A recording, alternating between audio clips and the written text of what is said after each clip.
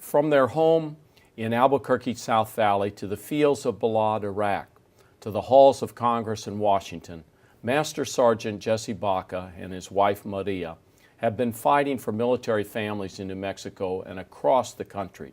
Today, I'm pleased to welcome them to the Udall Update to share their story with you.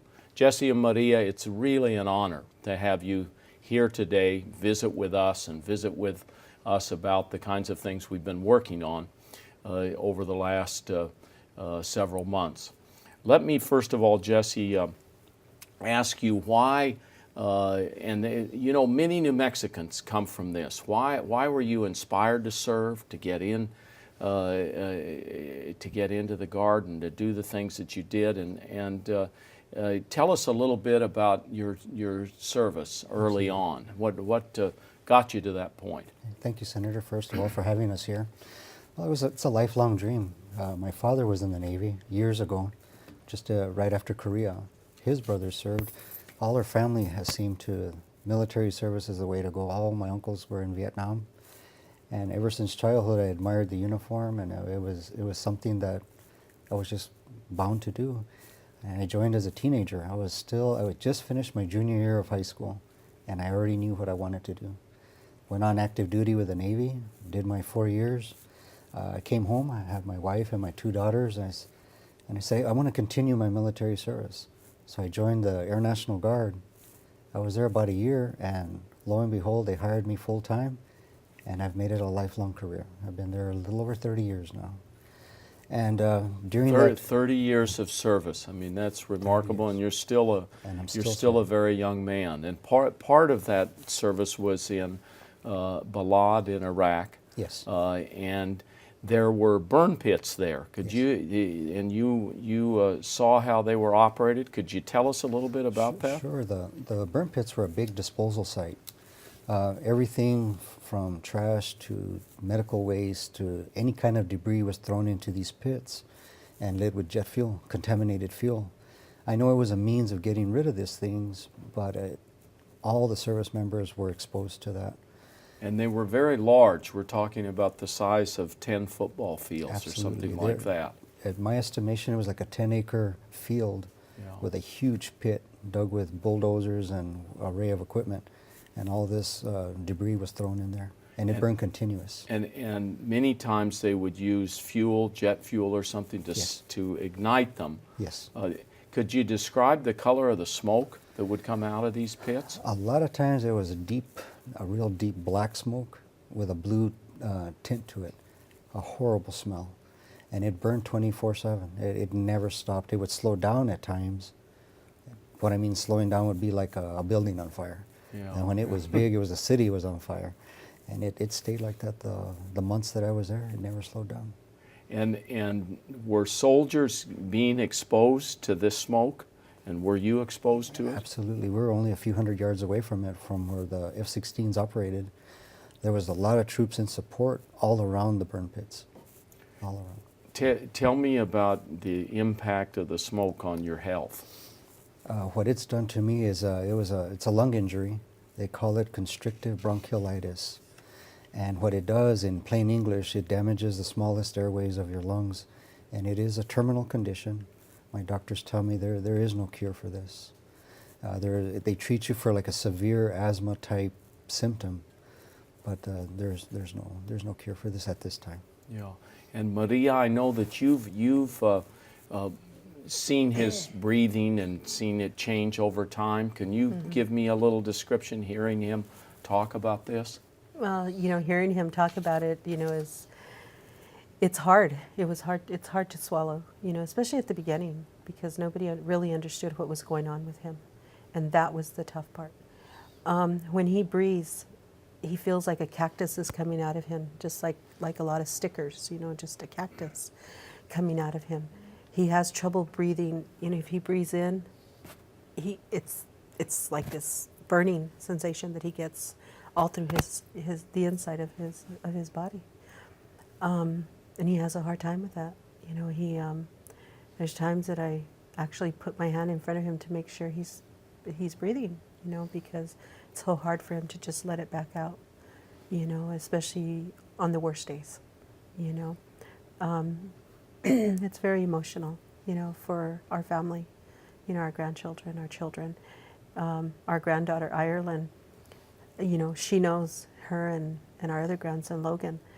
Logan will run into the back room and he'll go pull the oxygen. He'll say, Papa, here, put the oxygen on. You're not breathing.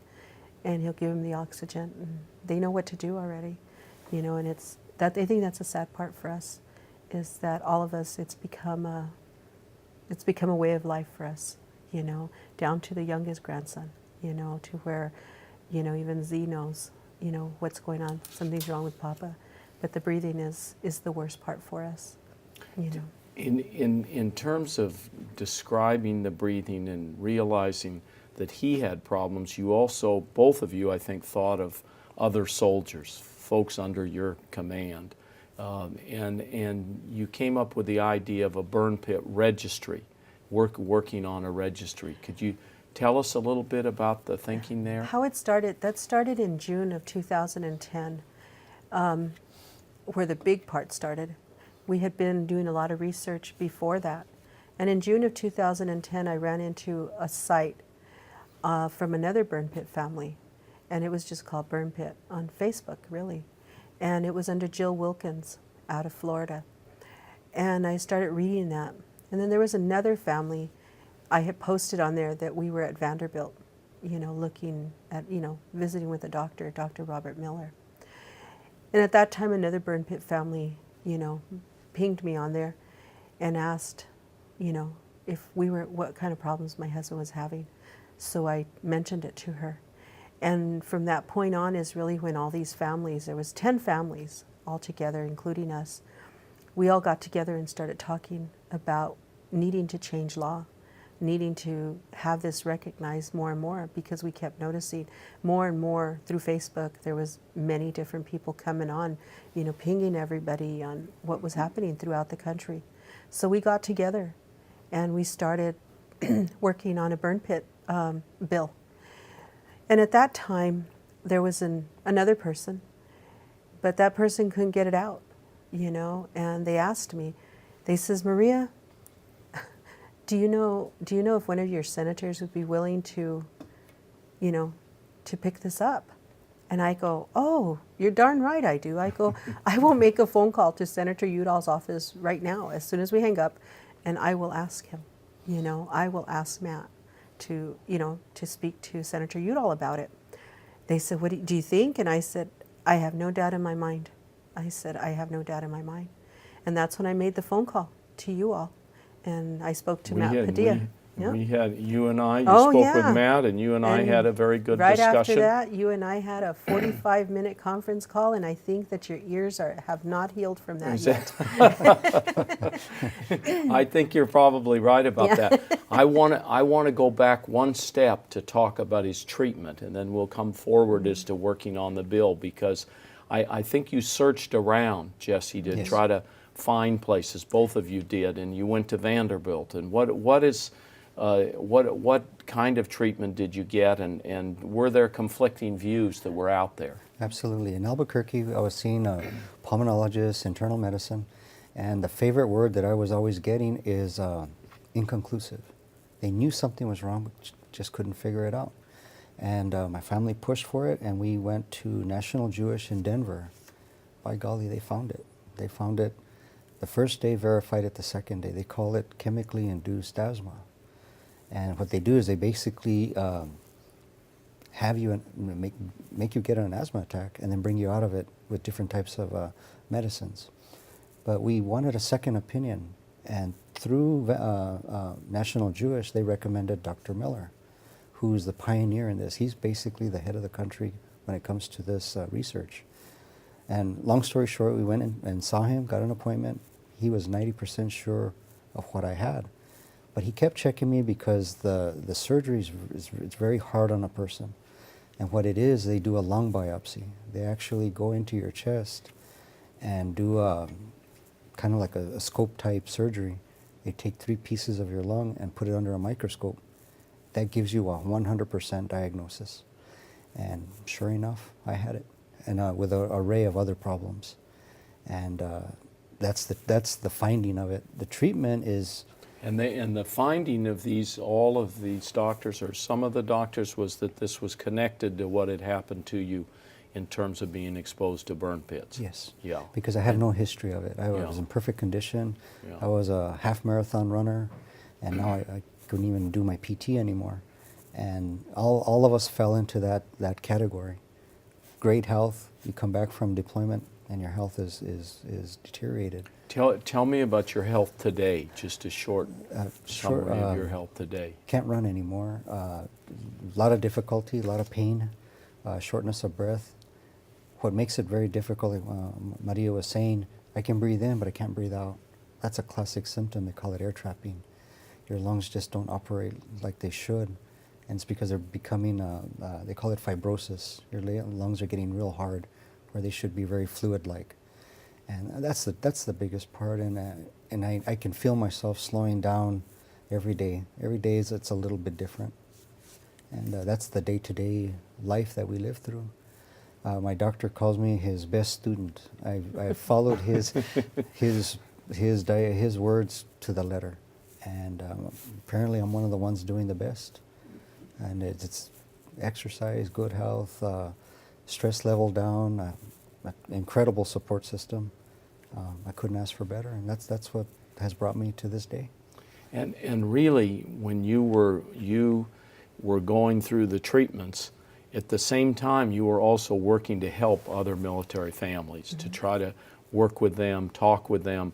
It sounded like, Maria, the way you described it, you were networking across the internet around the country. Yes. And there was increasing understanding that you needed to advocate for a bill. And we're back to where you said you gave me a call, and we started getting geared up on this. You remember when we had the hearing in front of the Senate Yes, I do. Yes. Veterans Affairs Committee? Both of you were there. Can you describe how you felt about that? Wow. It was, you know what? We had so much pride, and at the same time, it was sad for us. It was sad to hear what we were going through, that it was really us. You know, he would look at me, you know, and he'd be like, you know, just that look on his face.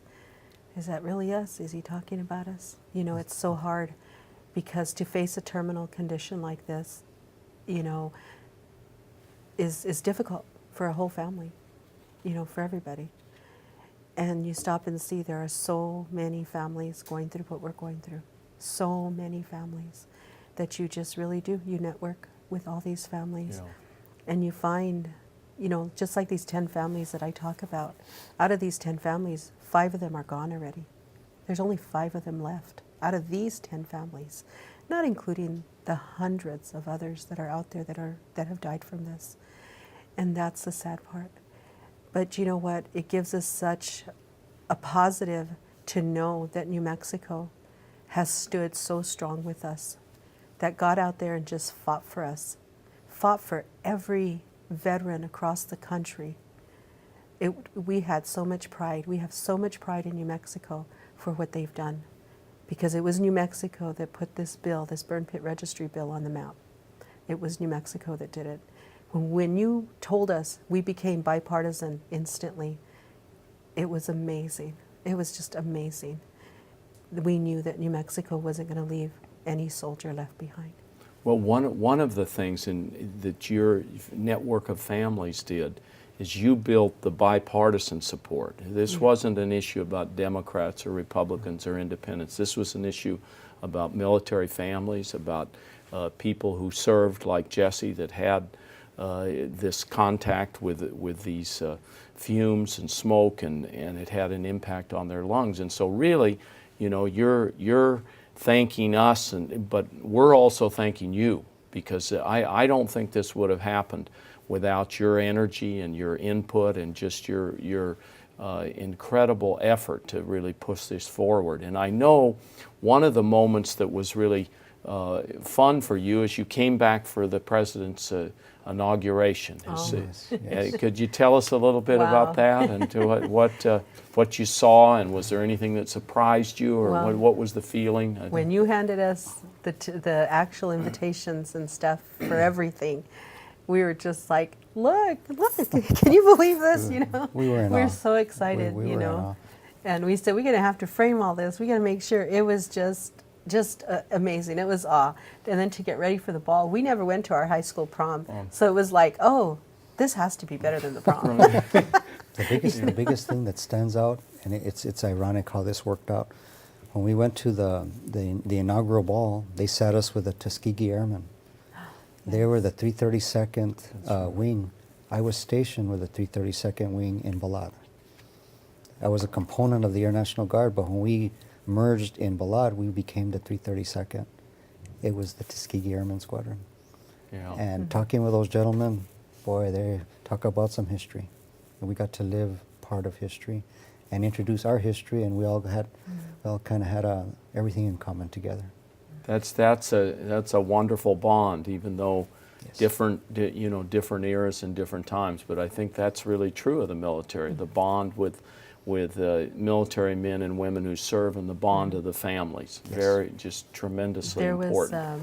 There was a veteran too, and I just found out that it was actually, they were from Hawaii, and I don't know what his rank is, but he's lots of rank. And when I saw him walk in, he was walking next to his son who had his legs amputated. He was in a wheelchair. And I just read about them, actually. And those people, I didn't know until just a few weeks ago that they were from Hawaii. When I saw them walk in, I just had such, I was just so filled with pride when I saw this son and father come in together to the Commander-in-Chief ball. And I looked at my husband, and I looked at all these other soldiers, all around the room. I couldn't help, but want to cry at the same time. But I was so filled with such pride and joy to know that we are part of this huge military family with such dignity. And when I saw families walking in, like the ones from Hawaii, I couldn't help but just feel that pride, just feel the pride for the soldiers, men, women, airmen, sailors, that they all are. What a wonderful, humbling feeling it is. But to be at the inauguration was, oh my God, besides freezing, we did just fine. It was beautiful. I could not believe it, and I laugh. I told you about the cookies. I searched high and low for these cookies from the First Lady that she allowed them to bake, on her behalf, and you had to search for these cookies, and boy, did I get them, and stuff. And he says, "Are the cookies worth it?" And I said, "Yes, they were." That's